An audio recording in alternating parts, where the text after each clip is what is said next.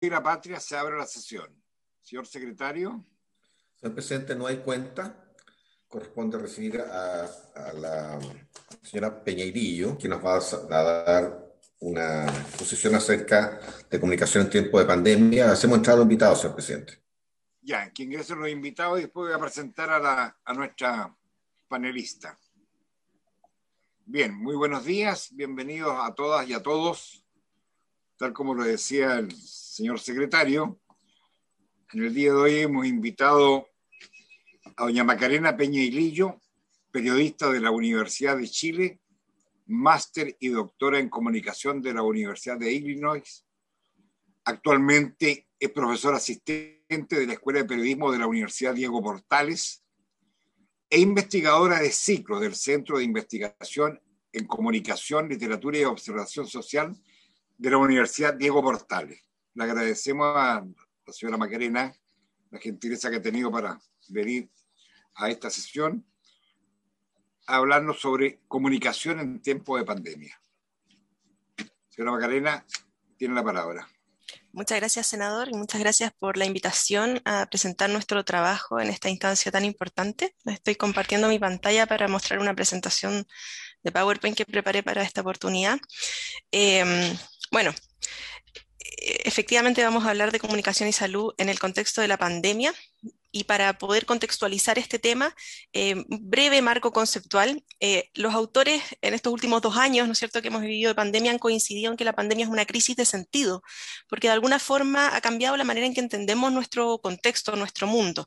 Y la comunicación es el campo de estudio de la construcción de sentidos. Entonces es muy pertinente mirar a la comunicación para poder entender esta pandemia, ¿ya? Esta pandemia además está marcada por la incertidumbre, porque estamos ante una amenaza de la que conocemos poco, y además se ha producido un montón de información contradictoria, que es bastante razonable considerando que no sabemos mucho sobre esta amenaza. Y este contexto de incertidumbre, de alguna manera, las personas reaccionan ante él de dos formas, ¿ya? Puede ser a través de la búsqueda activa de información, para poder comprender, entender más antecedentes sobre esta amenaza, pero también puede ser a través de la evitación, que es todo lo contrario, ¿no es cierto? Hacerle quita a la información. Y esta pandemia en particular se ha caracterizado por una llamada infodemia, ya que tiene que ver con este contexto en el cual estamos nosotros, donde están los medios masivos, pero además de los medios masivos tenemos redes sociales que diseminan la información muy rápido y que no cuentan con los mismos filtros que cuentan los medios tradicionales, y por lo tanto nos llega un montón de información, y este diagrama lo muestra con claridad, ¿no es cierto?, una ola de información sobre la pandemia. En el contexto de la pandemia, además, tenemos el desafío de que las personas adopten nuevos comportamientos, porque son la única manera en que nos vamos a proteger de esta amenaza. Por ejemplo, tenemos el uso de mascarilla, que es algo totalmente ajeno a nosotros hasta ahora, pero ya es parte de nuestra normalidad actualmente. Y para lograr que las personas adopten estos comportamientos, nos valemos de la comunicación de riesgo, que precisamente se concentra en cómo entregamos herramientas a las personas para que adopten estos nuevos comportamientos, explicándoles qué tienen que hacer, cómo tienen que hacerlo y también el por qué, ¿ya? Eso es bien clave. En el contexto de la pandemia de coronavirus hay mucha información negativa, muchas cosas malas, y los seres humanos en general somos bien malos para recibir malas noticias, ¿ok? Y eso también es un desafío importante de comunicación en este contexto. No podemos olvidar además que la comunicación es un importante determinante social de la salud. La comunicación no llega, los mensajes de salud no llegan de forma igual a todos los segmentos sociales, y es imprescindible que tengamos eso en cuenta al diseñar estrategias de comunicación.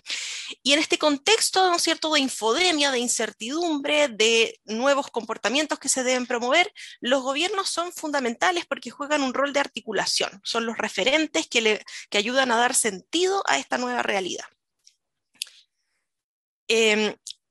Y en esa lógica tenemos que volver a lo más básico de la comunicación. En cualquier curso introductorio de comunicación vamos a hablar de los axiomas de la comunicación, y el primero de ellos es la imposibilidad de no comunicar. Eso, en otras palabras, quiere decir que todas las acciones que nosotros llevemos a cabo son comunicación o son susceptibles de ser vistas como comunicación por quien las recibe.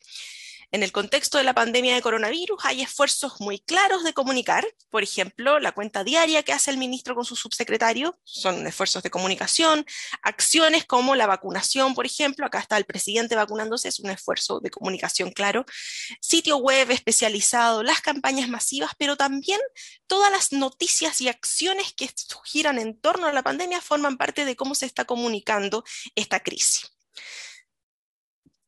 Ahora en esta parte quisiera hacer foco en las campañas masivas, ya haciendo un análisis de lo que se ha hecho entre 2020 y 2021 con respecto a las campañas de abordaje del coronavirus. Tenemos una revisión del canal de YouTube del Ministerio. Muestra que hay campañas desde febrero del año 2020 hasta ahora mayo de 2021. Y lo que vemos acá son las barras corresponden a los visionados de los videos de YouTube.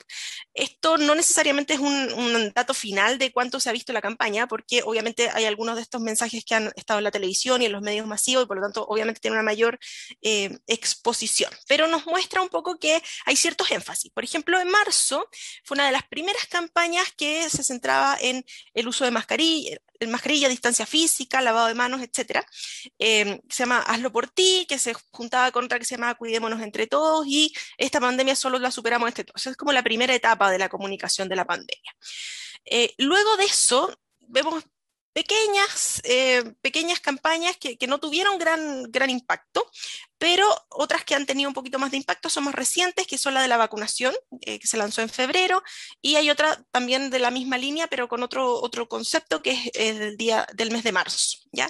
Y la más reciente es la campaña Yo no fui, que es del mes de mayo y que se concentra en tratar de que la gente no participe en reuniones sociales, ¿ya? Ese es como el foco de esa campaña. Bueno, en cuanto a los contenidos de las campañas, vemos que estas campañas son hasta el momento bastante informativas. Por ejemplo, acá tenemos lavarse las manos, 30 segundos con agua y jabón, etc.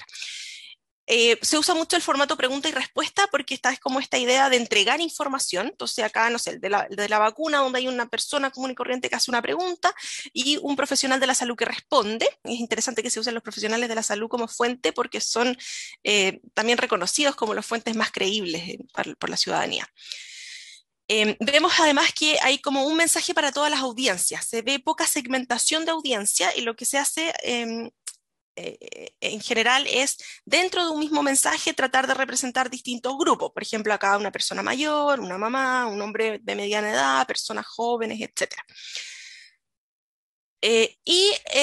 Otro asunto que vemos es que las conductas hasta el momento se han tratado bastante en abstracto. Por ejemplo, esta de las primeras campañas que habla de la distancia física de 1 metro y vemos que está en el vacío, ¿no es cierto? O sea, hay dos personas que están a 1 metro de distancia, pero están en un contexto sin contexto en el fondo. Lo cual hace harto ruido cuando miramos el contexto de los chilenos, que es bastante distinto, ¿no es cierto? Esta imagen de un bus de la locomoción colectiva, donde claramente es imposible mantener 1 metro de distancia. Y la campaña más reciente, que es Yo no fui, como les decía, se concentra en tratar de que las personas no asistan a reuniones sociales y es una campaña que tiene un poco más de desarrollo persuasivo porque se concentra en apelaciones emocionales, específicamente a la culpa de este individuo que asistió a una reunión social y en esa reunión social se contagió del virus y contagió a alguien con la que vivía, a una persona con la que comparte, y esta persona no fue a esa reunión social, ¿ya? Entonces aquí se centra en la culpa de este individuo. Y así como esta, se muestran una serie de situaciones de esposo, padre, hijo, nieto, abuelo, etc.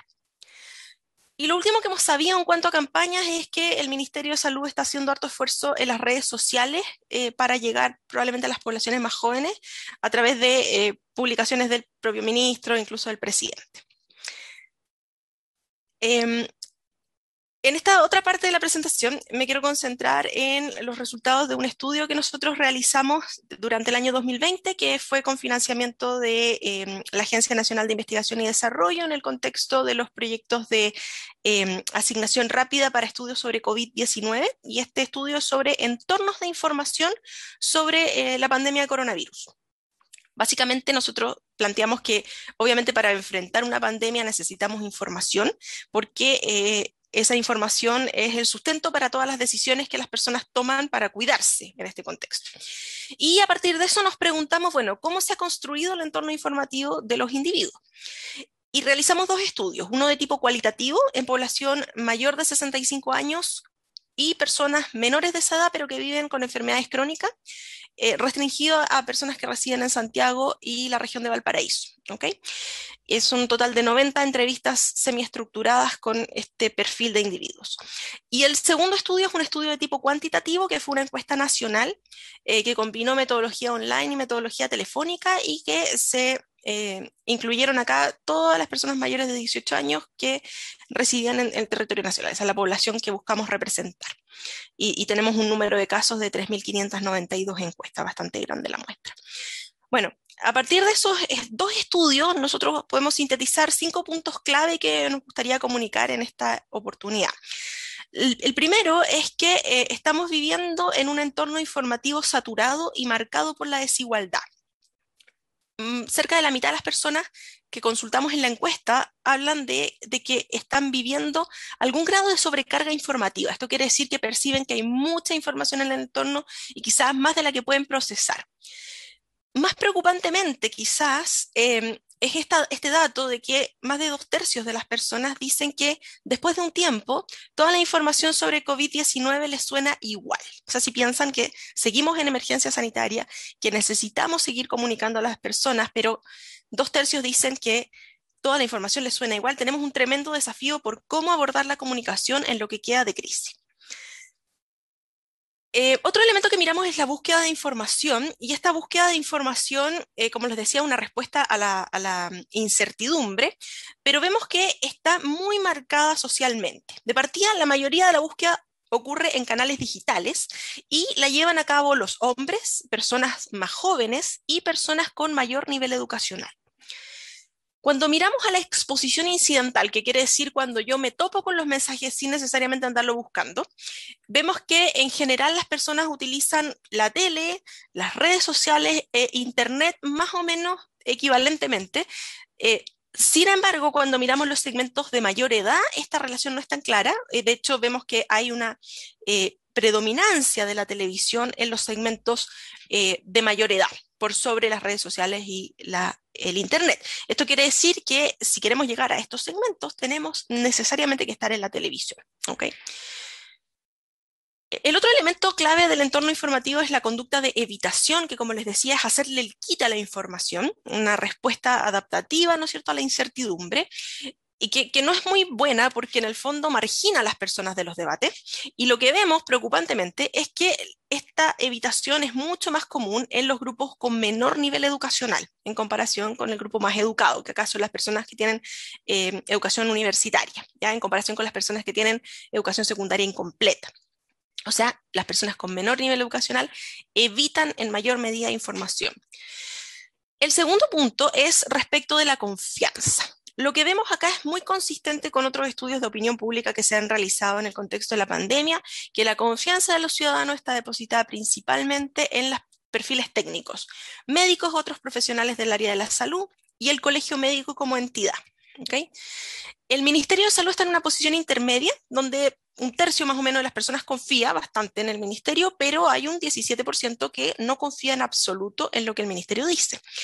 Cuando miramos los datos cualitativos podemos desentrañar un poco esa desconfianza y las razones que están detrás de ella.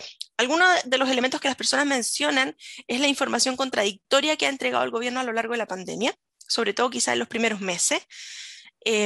Hay como un cierto recelo porque se percibe un uso político de la información que también se relaciona con esta excesiva preocupación por lo que la gente llama los negocios, que nosotros creemos que tiene que ver con las consecuencias económicas de la crisis por sobre las consecuencias humanas.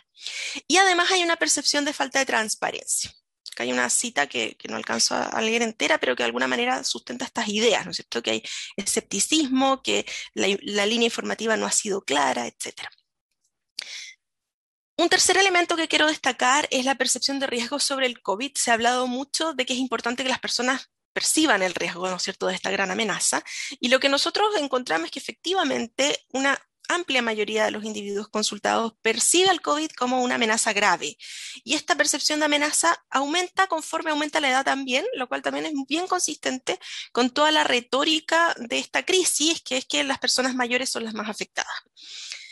La percepción de riesgo, como se ha dicho y se ha escrito bastante, es muy importante en este contexto de crisis porque se asocia positivamente con el que las personas lleven a cabo conductas preventivas, o sea, que se vacunen, que se hagan el examen, que se aíslen, se asocia directamente con una alta percepción de riesgo del COVID-19, lo mismo que el uso de mascarillas, etcétera. O sea, es bien importante mantener esa percepción de riesgo alta. Sin embargo, aquí se nos produce un desafío que es distinguir la percepción de riesgo del miedo. Porque la percepción de riesgo es una percepción racional, donde yo evalúo una amenaza que me puede afectar y que es grave, ¿no es cierto? Pero el miedo es una reacción emocional y en ese sentido se puede desbordar. ¿Y qué pasa cuando yo me desbordo de miedo? Bueno, tiendo a rechazar los mensajes o a evitar los mensajes o a perder lo que se llama la autoeficacia, que es como la percepción de que yo puedo hacer algo por controlar esta amenaza. Y caigo en un fatalismo que de alguna manera me dice, bueno, no pasa, yo no puedo hacer nada, mejor ni me preocupo de llevar a cabo estas conductas porque igual me voy a enfermar, igual me puedo morir. ¿Ya? Eso obviamente es muy... es muy distinto a lo que queremos lograr a través de la comunicación de riesgo. Y no podemos dejar de lado que el contexto en el que estamos viviendo ya es bastante amenazante y estamos llenos de estas imágenes que son bastante aterradoras. Entonces, no podemos pensar que estamos partiendo en un nivel de miedo cero, sino que estamos partiendo ya en un nivel alto de miedo y de percepción de riesgo con los ciudadanos. El cuarto punto es respecto de cómo influye la comunicación en la posibilidad de llevar a cabo comportamientos preventivos. Para esto hicimos un análisis donde miramos distintos comportamientos preventivos y separamos la influencia que tenían las variables sociodemográficas, edad, sexo, nivel educacional, etcétera, la percepción de riesgo, que como vimos es muy poderosa para predecir las conductas preventivas, y las variables de comunicación. Y lo que encontramos es que en general la percepción de riesgo es muy relevante para predecir, por ejemplo, hacerse el examen o usar mascarilla, pero la comunicación por sí misma también tiene cierta injerencia en que las personas lleven a cabo esas conductas, ¿ok? En otras palabras, lo que encontramos acá es que hay margen para que la comunicación genere cambios, por ejemplo, en que las personas estén dispuestas a hacerse un examen o en ponerse la vacuna, eso es muy clave, en usar mascarillas, en distancia física, en lavado de manos e incluso en acudir a una residencia sanitaria. Sin embargo, cuando miramos otros comportamientos, como por ejemplo el quedarse en casa, que lo miramos como salir de la casa, o haber usado transporte público, vemos que estos dos comportamientos están fundamentalmente marcados por los contextos sociodemográficos de los individuos y ni la percepción de riesgo, ni la comunicación tiene mucho que hacer ahí.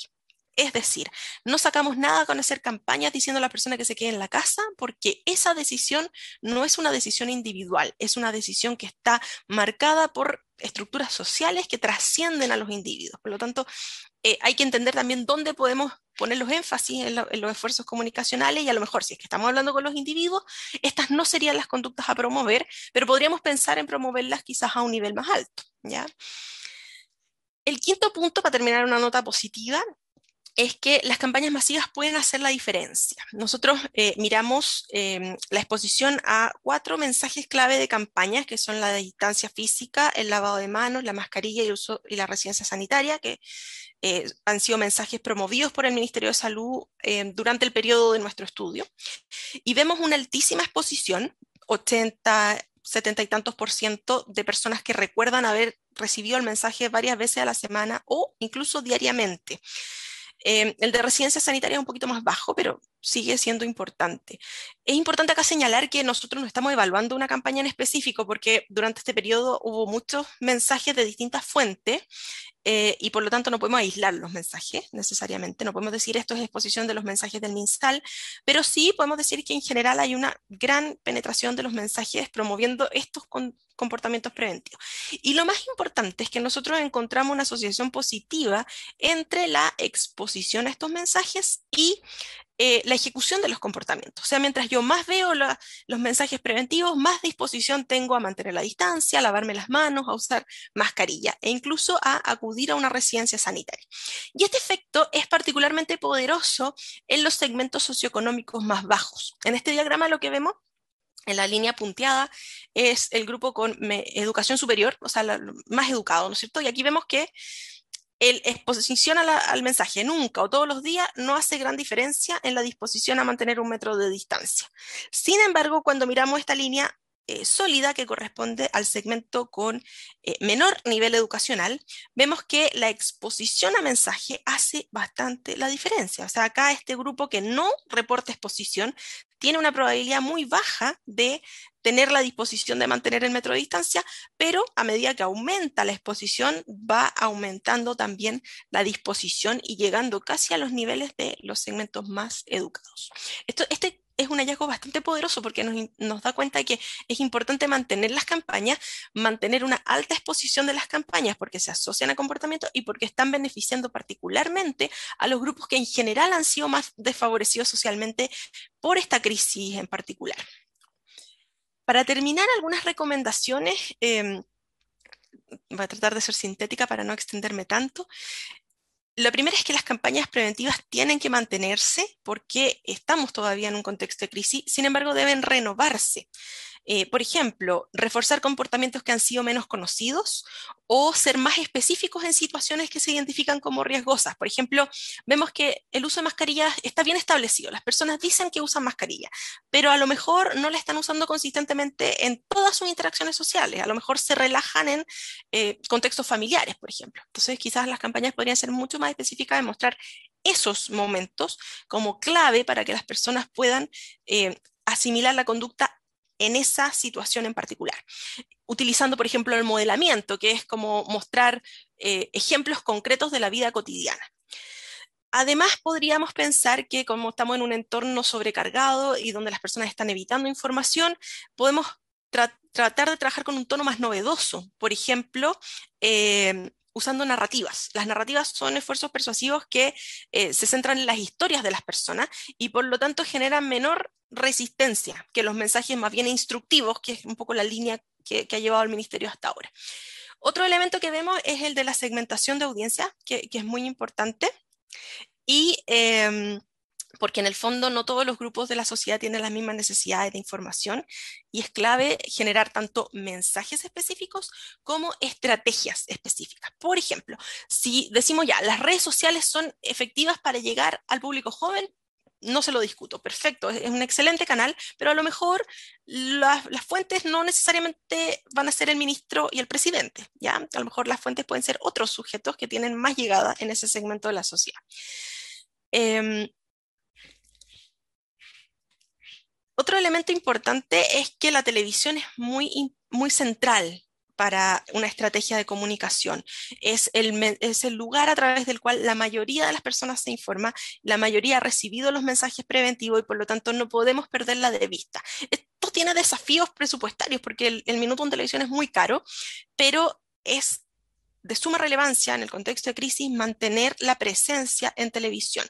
Las redes sociales y canales digitales llegan a los segmentos más jóvenes, esparcen la información, pero dejan de lado a grupos clave. Entonces no podemos basar estrategias de comunicación que afectan, o sea, que tratan de llegar masivamente a la población en estos canales tan acotados. Otro elemento es mirar más allá del nivel individual. Como ya les decía, no todas las cosas están determinadas por la voluntad de los individuos. Hay cosas que trascienden a los individuos, por ejemplo, el tema de quedarse en la casa, y a lo mejor ahí se podría pensar en una comunicación más enérgica, no con el trabajador o el individuo común y corriente, sino que a lo mejor a un nivel más alto, con los empleadores, empresarios, etc. Y finalmente, como veíamos, la confianza está depositada en los organismos técnicos, por lo tanto llama la atención esta tendencia a rivalizar que ha mostrado el gobierno con estos agentes de la discusión pública que claramente no beneficia la comunicación de la pandemia. Para cerrar, solo agradecer a mi equipo de investigadores del proyecto ANIT COVID, a Verónica, Patricia, Cecilia y Pablo, dejar invitado a todos los que nos están viendo a nuestra página web donde hay un montón de información sobre el proyecto y acá están las referencias de todo lo que mencioné en la parte conceptual. Muchísimas gracias por su atención y quedo absolutamente atenta a las preguntas que puedan tener. Muy bien, muchas gracias, doña Macarena. Rabin, Ofrezco la palabra. Rabin, Senador Girardi. mira, yo primero felicitar a Macarena, me parece súper interesante, pero aquí estamos lo mismo, o sea, hemos tenido un consejo asesor que ha planteado desde marzo del año pasado una estrategia de salud pública que no se ha implementado, y lo que tú planteas es lo que uno debiera ver en materia de una estrategia que es también tan importante como la trazabilidad, como el aislamiento, como la búsqueda y rastreo de los contactos estrechos, que son las medidas de salud pública más obvias, así como la ayuda social, porque la ayuda social tiene que ver con el factor que tú señalaste. La gente podrá entender que tiene que quedarse en la casa, pero no puede hacerlo, nomás es un problema socioestructural que es evidente. Y yo creo que no hay una campaña de comunicación de riesgo, o sea, lo que hay es una anticampaña de comunicación de riesgo, en el sentido que los mensajes son equívocos quienes lo hacen. Imagínate al presidente Piñera, no quiero hacer una ironía, en TikTok hablando, o sea, me imagino yo la recepción que eso tiene. O lo que tú señalas, la controversia que hay hoy día con el colegio médico, con los entes científicos, lo único que hace es degradar la poca confianza. Ahora, también yo pienso que tenemos un tema más de fondo estructural en esta estrategia, que esta infodemia que tú planteas tiene un mecanismo muy elaborado por parte de las plataformas para capturar la atención. Hoy día la gran disputa de las plataformas, de todas, de Facebook, de Google, de toda la estructura comunicacional, es la lucha por los datos, y es una lucha que se da porque los datos son el combustible del siglo XXI, que se da en esta lucha por capturar los pozos petroleros, que son los que producen el petróleo, en este caso los datos, que son los cerebros. Entonces, la gran lucha hoy día de todas las plataformas es por la captura de atención. De hecho, nosotros estamos trabajando con Rafael Yuste, director del proyecto BRAIN, por si les interesa. Vamos a tener, creo que en junio, un encuentro con los principales especialistas del mundo en adicciones, porque estamos tratando de definir la adicción a pantalla, a videojuegos, por parte de la población general y de los niños. De hecho, lo estamos haciendo con el NIDA, con el Instituto Americano de Adicciones, que es el más importante del mundo, y van a participar los principales centros de investigación, porque aquí se está usando el mecanismo del refuerzo dopamínico para la información. Entonces, tú decías algo que es muy evidente: si la información no logra capturar la atención, no es información. Y si tú repites un mensaje que además ya es fome de partida, y que no tiene, si tú lo repites 2 veces, hoy día en el juego de tensiones, no va a tener una liberación de dopamina, porque no va a ser visto como novedad, no se va a conectar al cuerpo estriado, que es el cerebro primitivo, y esa información no tiene valor. Entonces, esto tiene que tener un elemento de creatividad, de innovación, de permanencia, pero de permanencia en una información que tiene que ser cada vez evidentemente distinta, lúdica, y conectarse con esta dimensión del cuerpo estriado. ¿Sí? ¿Por qué las fake news se propagan? Se propagan porque justamente se conectan a la parte más primitiva, a la parte de la sobrevivencia, por eso que son agresivas o tienen un elemento de llamar la atención. Entonces, a mí me parece eso. Lo otro es que yo creo que deberíamos concentrar la estrategia hoy día en la población más joven, porque, por último, los sectores de mayor edad, primero, no están en las redes sociales, pero son los que están vacunados, son los que se cuidan más. Si el problema lo tenemos, ¿quiénes son el factor de transmisión hoy día más importante, que son vulnerables además a estas nuevas variantes? Son los jóvenes. Y aquí es donde tenemos que cambiar totalmente la estrategia, tenemos que dirigir una estrategia para allá, porque además estos dobles mensajes de que la vacunación iba a resolver todos los problemas, lo único que ha hecho es fragilizar todas las medidas de salud pública. Aquí lo más importante es volver a reforzar las medidas de salud pública. Por ejemplo, yo no he visto ninguna noticia diciéndole a las personas o hacer una campaña para que las personas tengan conciencia que tienen que entregar información de cuáles fueron sus contactos estrechos, que es el problema más difícil que tenemos. La gente niega los contactos estrechos, no tiene conciencia de la importancia que tiene de, por favor, avisar cuáles son sus contactos estrechos. Y es lo mismo a los que son contactos estrechos, la conciencia. O sea, yo creo que estamos totalmente desfocados en el cómo y en el contenido. Entonces, ojalá pudiéramos avanzar, Rabin, en hacer algunas recomendaciones que he hechas por este colectivo, y además que yo quiero insistir, todas estas medidas que estamos planteando las ha planteado desde su origen el Consejo Asesor, una por una, pero lamentablemente no son implementadas. Las medidas de salud pública, las más importantes, comunicación de riesgo, apoyo social, trazabilidad, en general siguen siendo temas pendientes, y mientras no lo resolvamos con vacuna sí o vacuna no, no vamos a resolver esto. Si la vacuna, en el mejor de los casos, va a dejar un 30% de personas que no van a ser inmunes, y por lo tanto que vamos a seguir teniendo un grupo susceptible, y como este virus va a ser cada vez más diestro, cada vez más inteligente, va a tener siempre un caviar sobre el cual caer, que van a ser estos susceptibles. Entonces, esto puede ser infinito si no logramos tener estas medidas que son complementarias, que son las medidas, yo creo, tan importantes como la vacuna, es la vacuna de la salud pública, ¿no? Y de la comunicación de riesgo y de la ayuda social. Bueno, estamos en ese problema. Gracias, senador. Ofrezco la palabra. Bueno, aquí hay un tema también que el Colegio Médico siempre ha hablado de la gobernanza sanitaria, y da la impresión de que las campañas comunicacionales que ha llevado adelante el gobierno no han servido de nada o no toman en relación lo que el colegio ha dicho. Parece que, no sé si hay alguien del Colegio Médico, doctor Mesa. Sí, muy buenos días, senador. Muy buenas tardes.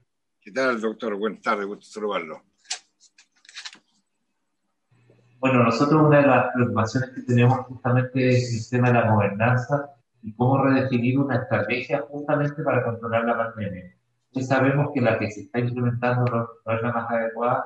Hay cosas que destacar, ¿no? 10 veces la vacunación, el testeo, la recomendación de calma, pero eso no basta como para manejar la pandemia hoy. Debemos invertir más recursos y más estrategias en trazabilidad, mejorar absolutamente nuestra comunicación de riesgo y manejar, cambiar la estrategia más o menos. Debemos, hoy, dada la situación de la que estamos, tenemos que buscar estrategias que permitan aumentar la movilidad, pero en actividades que sean de bajo riesgo. Por eso estábamos en contra del pase de movilidad. Nosotros creemos que hoy la población claramente no tolera más ansiedad, pero sí puede tolerar que nosotros estén autorizados, por ejemplo, a hacer actividades de bajo riesgo. Salir a un parque, salir a caminar, dar la vuelta a la manzana caminando, etc. Hoy hay actividades como, por ejemplo, ir a Fantasilandia, que tiene un aforo de 200.000 personas, y el Parque Nacional Villarrica tiene un aforo de 200 personas. Son cosas que hay que ir modificando justamente para poder manejar la pandemia. Y nosotros creemos que tenemos que cambiar radicalmente la gobernanza. Hoy ya no está cumpliendo efectos, hay una comunicación de riesgo que se puede mejorar de forma considerable.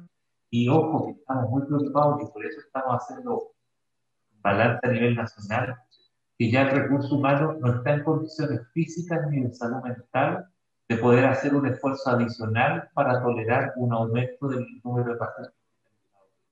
El seguir aumentando camas críticas sin aumento de personal se va a traducir en empeoramiento de los resultados sanitarios. Va a empezar a morir más gente y de alguna forma muchos colegas sienten que hace mucho tiempo ya han tenido la sensación de tener que decidir el tema de la última cama.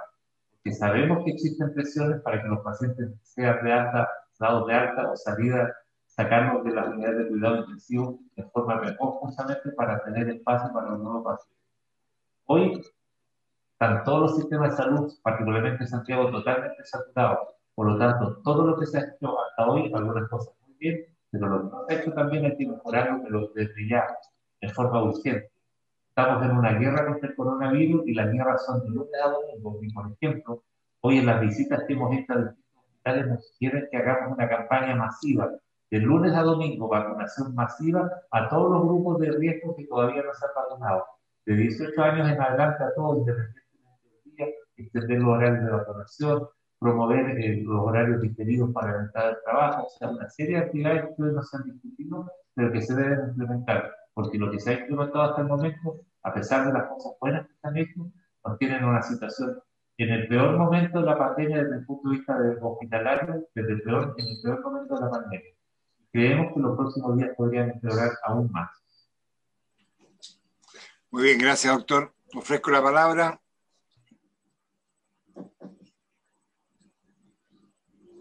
Don Pablo Agustín, ¿está viendo la palabra? Sí, gracias, senador. yo un comentario muy positivo.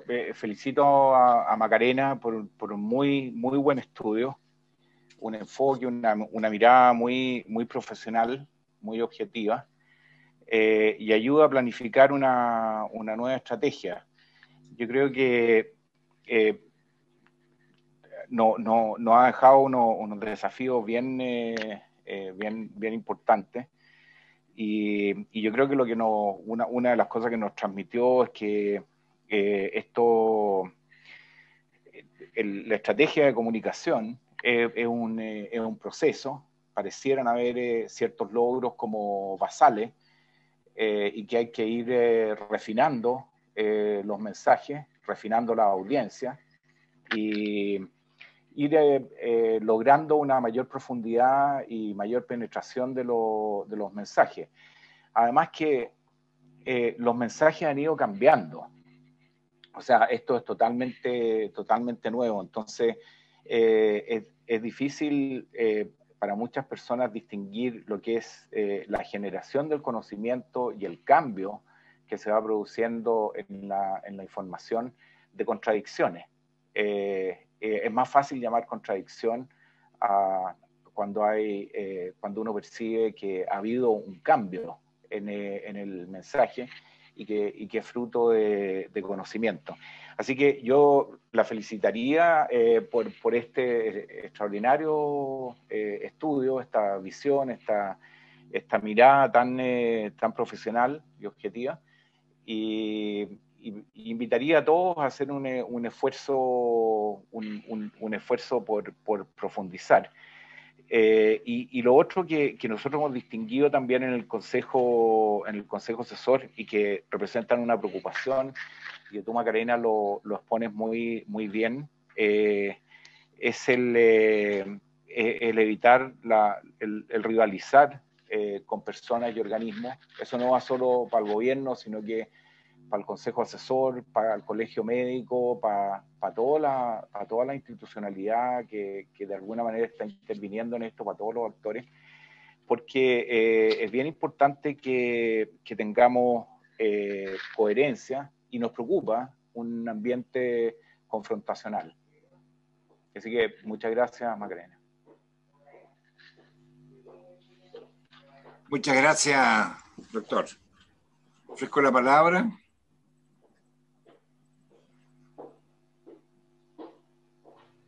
Doctor Labarca está pidiendo la palabra. Perdón, doctor Patricio Mesa. No, yo quería insistir, bueno, ustedes saben que hemos tenido algunas diferencias con el tema de la mesa social, con el pase de movilidad, pero yo les quiero reiterar a todos, y creemos que este es el momento donde todos los actores que estamos acá, y con el mundo académico, los alcaldes, etcétera, debemos unirnos de una vez por todas y tomar las mejores decisiones para el manejo de la pandemia. La Mesa Directiva Nacional me comentó que reiterar a todos ustedes la voluntad de nuestro colegio en participar, como lo hay en este momento, en todo lo que sea necesario, apoyar lo que hay que apoyar, disentir aquello lo que hay que disentir. Por eso creo que los que estamos en esta mesa debemos buscar distintas iniciativas que permitan recoger la opinión de todos los expertos y también del sentir de cada una de las regiones, de cada una de las comunas, para que las propuestas que ellos tengan sean escuchadas e implementadas con un criterio descentralizado. Eso, todos los regionales de nuestro país nos han pedido eso, y eso les quería manifestar a ustedes.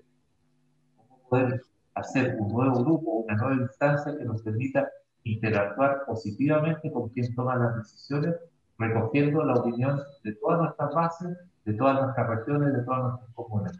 Eso que quería proponer, senador. Yo creo que es necesario tomar estrategias adicionales a las que ya estamos tomando, porque en estos momentos creemos que incluso la situación podría empeorar en los próximos días. Me parece muy bien lo que ha planteado, doctor. Nosotros no tenemos ningún problema, al contrario, con todo el asesoramiento del colegio médico, de todo a nivel nacional. Creo que es muy importante lo que está planteado, y estamos disponibles nosotros como Comisión de Salud y como Comisión del Futuro del Senado a participar y a llevar adelante esta convocatoria y a llevar adelante, digamos, los planteamientos que hay que llevar al Ejecutivo.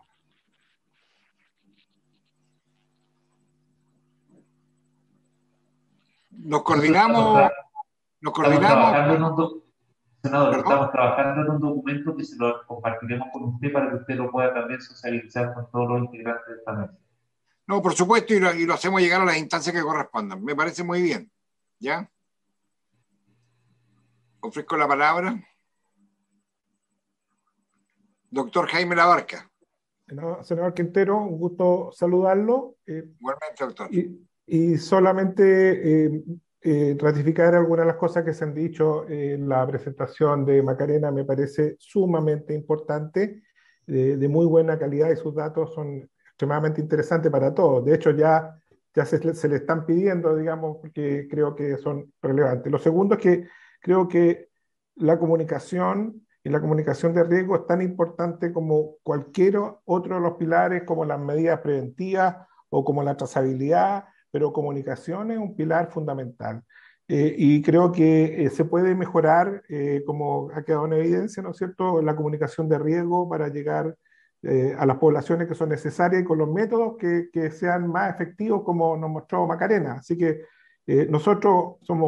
muchos de nosotros somos médicos y a veces comunicamos, pero no somos profesionales en la comunicación, y también tenemos mucho que aprender en el camino, como hemos estado desde el principio.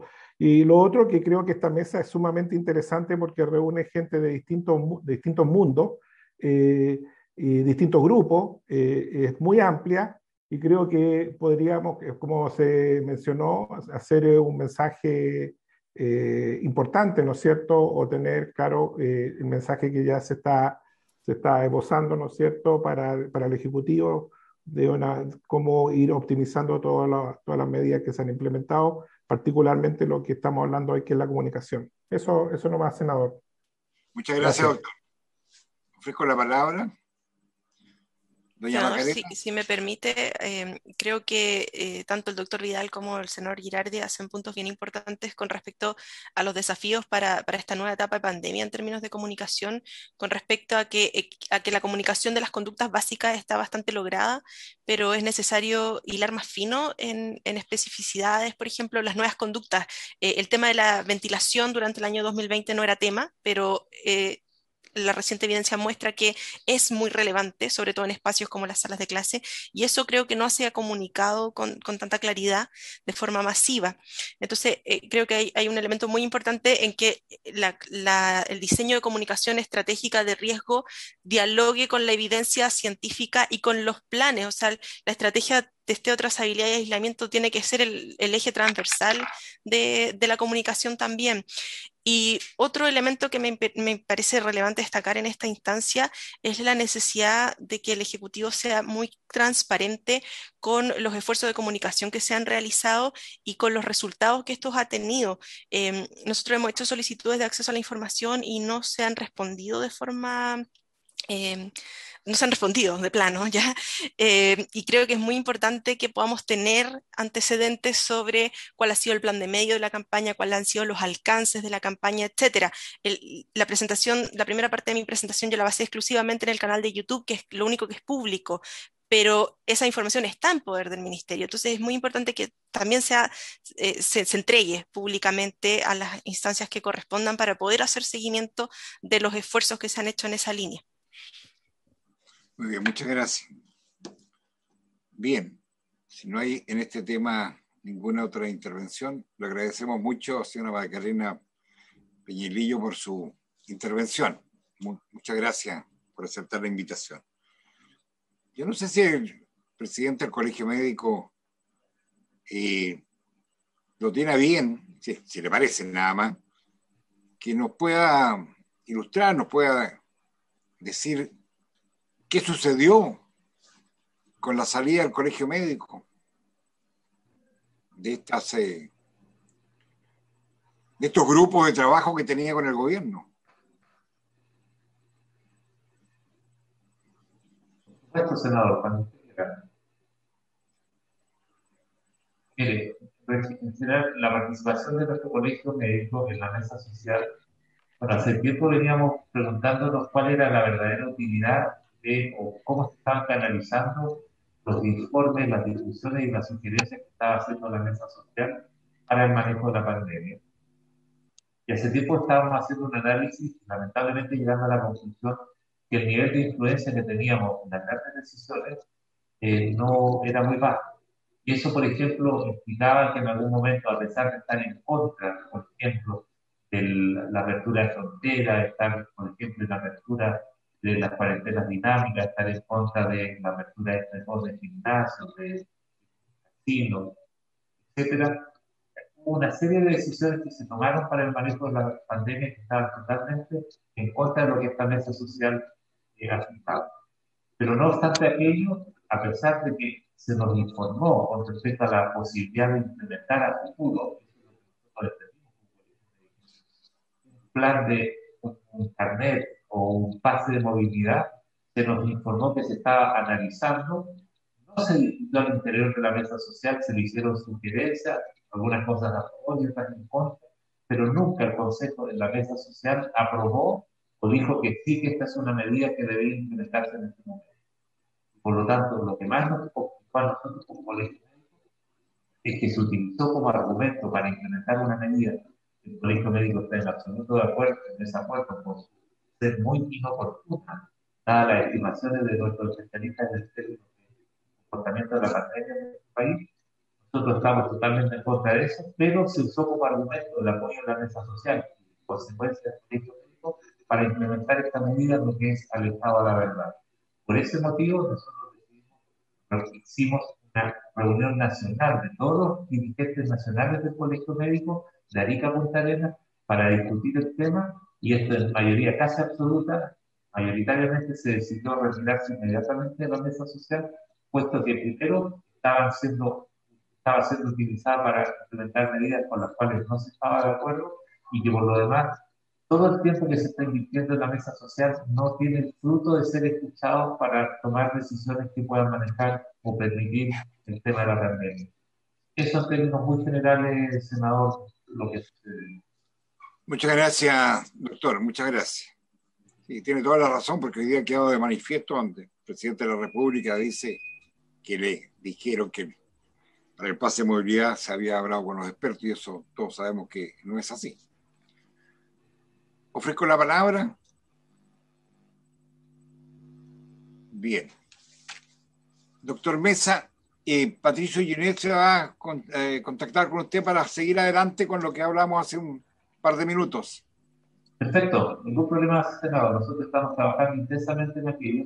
Vamos a hacer algunas propuestas un poco más dinámicas y, por ejemplo, campañas de vacunación en los próximos días masivas para todo el mundo que lo quiera y esté dentro de los criterios de vacunación. Sí, yo también creo que ya por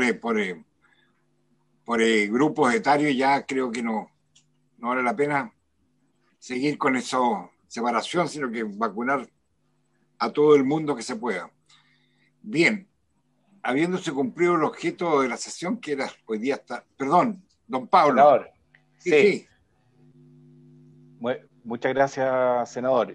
Habitualmente presentamos una pequeña exposición de qué es lo que ha estado el consejo asesor, y quería transmitirle eso en lo más corto posible.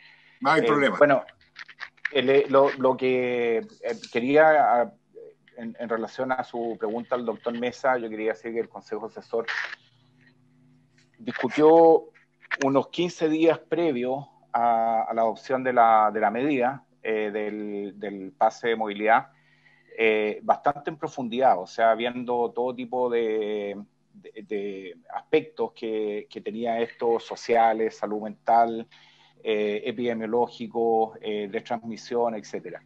Así que hubo una discusión, en ella participó la subsecretaria Daza.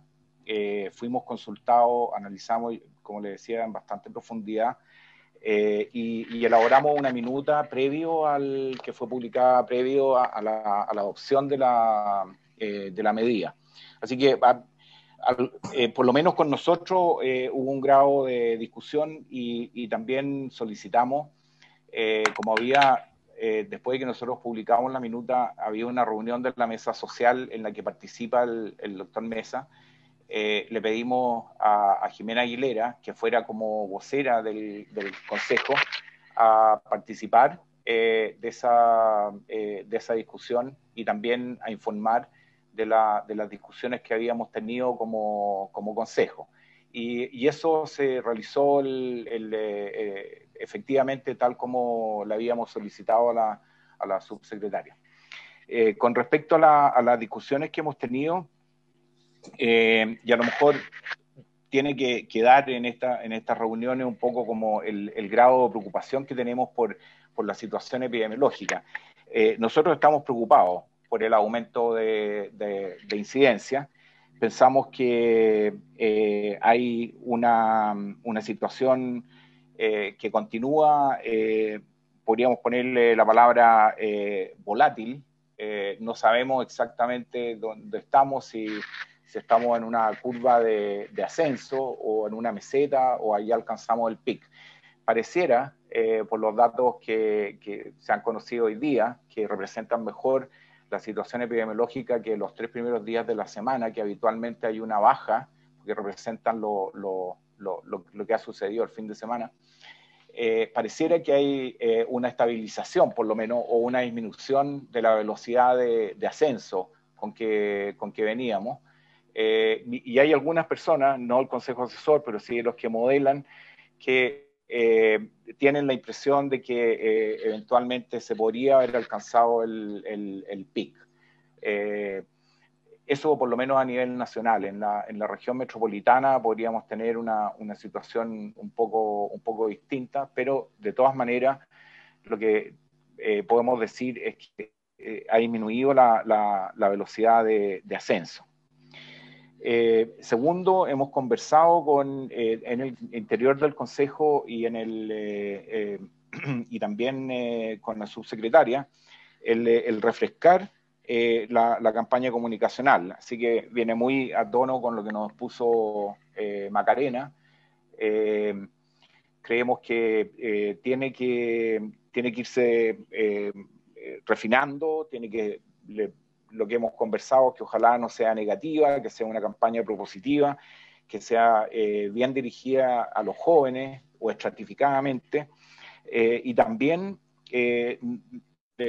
sugerimos en nuestras discusiones que esté muy orientada también, o sea, que se agregue el hablar de la enfermedad. Existen muchos mitos con respecto a cuáles son los síntomas iniciales, la evolución, y cuál es como el umbral o cuáles son las características clínicas que debieran motivar una consulta o hacerse el PCR. Así que eso también tenemos que trabajar y hacer que la población lo comprenda bien, porque es la base de todo el mecanismo de testeo, trazabilidad y aislamiento, el que las personas definitivamente reconozcan y cumplan con ir a hacerse el diagnóstico cuando presentan determinados síntomas. El tercer punto es con respecto a las variantes. Hay algunas novedades y tal vez esto es una cosa informativa para todo este grupo. En exposición de vigilancia del OMS, hoy día en la mañana, se planteó los distintos grados de transmisibilidad que mostraban las variantes de preocupación. Y una de las cosas que muestran los estudios, o por lo menos lo que se prevé que ha sucedido en distintas regiones geográficas, es que la variante india, a la cual ahora le cambiaron el nombre, estamos tratando, por lo menos la OMS está tratando de denominarlas con letras del alfabeto griego, que no sé si les van a alcanzar para la cantidad de variantes, pero vamos a tener que pedir otro alfabeto también. Pero la variante india es el doble de transmisible que la variante más transmisible que teníamos hasta el momento, que es la P1.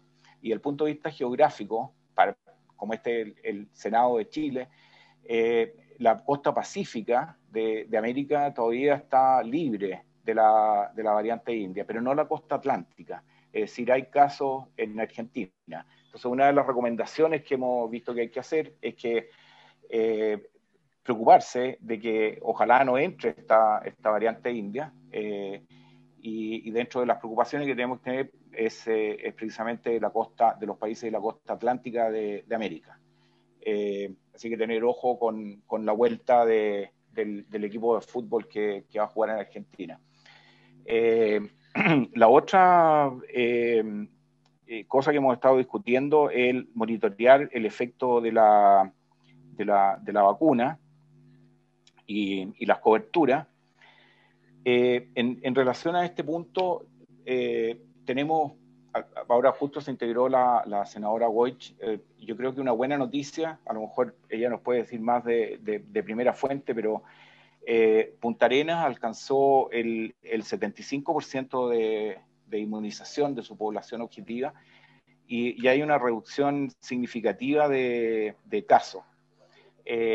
Por lo menos es una razón para estar optimista, y lo que hemos recomendado como consejo es revisar comuna por comuna para ver de alguna manera el porcentaje de cobertura donde vemos que se produce un cambio o una inflexión en la incidencia del número de casos, y también podría utilizarse también para el uso de atención médica más compleja.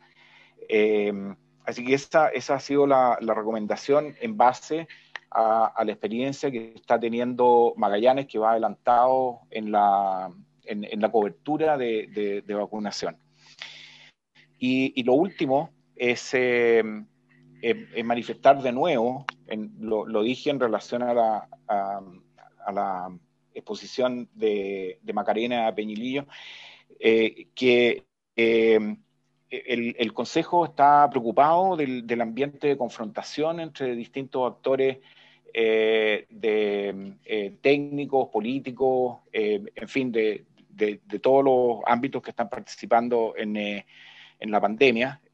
Hay un ambiente de confrontación que nos preocupa, que no es favorable para la contención de la pandemia, no es tranquilizador para la población, y tenemos que buscar, y los invitamos a todos a encontrar mayor cohesión en el accionar para controlar un problema que no solo es nacional, no solo regional, sino que es un problema mundial, y podríamos mostrar con la cohesión de los distintos actores un modelamiento que me parece indispensable, nos parece indispensable para alcanzar el éxito en el control de la pandemia. Eso, senador. Muchas gracias, don Pablo Agustín. Bien, ofrezco la palabra. Presidente. Senadora. La senadora Goy. Agradecerle ahí a Pablo la mención, lo que está pasando en Magallanes, yo siempre lo he dicho, es como el laboratorio que anticipa, y todavía no tenemos resultados muy concluyentes, pero pareciera que se empiezan a contener y a estabilizar los contagios, que han seguido siendo altos a pesar de la vacunación.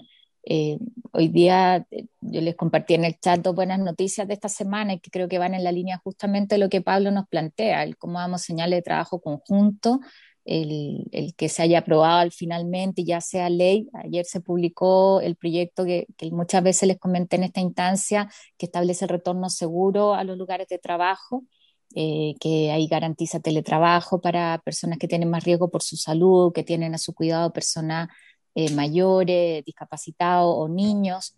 El que eso permite que no se contemple los días de carencia en el caso de las licencias COVID, y que creemos que va a ser un incentivo para que algunos trabajadores digan, tengo el riesgo, ¿no es cierto?, tengo la sospecha, para no perder esos días.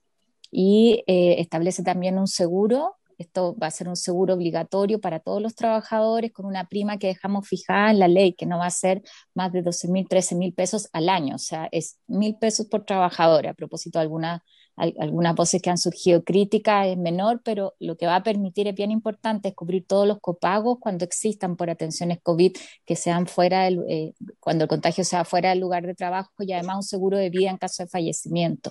Pero lo que hace también esta ley es fortalecer todo el trabajo de las mutuales y de hecho hoy día estuvimos la firma un convenio donde con la participación de las distintas mutuales a lo largo del país se van a abrir 91 centros de vacunación, o sea, entran a la cancha con mucho más fuerza, que era algo que habíamos extrañado durante todo este tiempo, el reforzar los protocolos. Hay un tema que en algún momento deberíamos revisar y que también lo compartimos en el chat, que es la certificación de mascarilla. Uno se sorprende cuando empieza a ver ahí la realidad de mascarillas que parecen muy buenas, pero que no están protegiendo. Entonces, también cómo eso está incidiendo en que existan contagios a pesar de que las personas tengan las conductas de cuidado.